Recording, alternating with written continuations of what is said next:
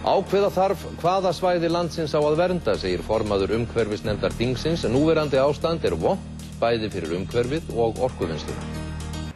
Stjórn Orkuveitunnar samþykkti í morgun að hverfa frá Bitruvirkjun í kjölfar álits Skipulagsstofnunar í gær. Borgarstjóri fagnar því, en borgarfulltrúi Framsóknar kallar það flumbrugang.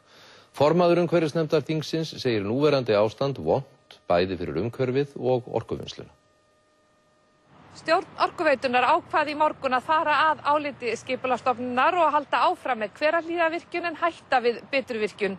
Vinstri græn og Samfylking létu bóka þau teldu álit Skipulagsstofnunar marka tímamót varðandi opinbera aðila hvað varðar náttúruvernd og umhverfismál.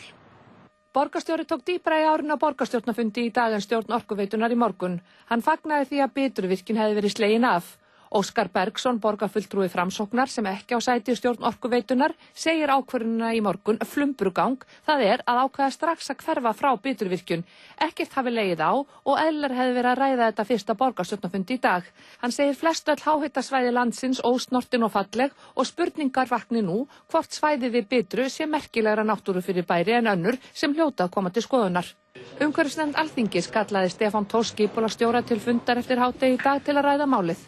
Ég held að þetta hljóti að fela í sér ákveðið endurmat á jarðhitavirkjunum. Það hefur verið ákveðin tilhneiging í umræðunni til þess að segja að vatnsaflsvirkjanir séu ómögulegar en það megi fara hvar sem í jarðhita.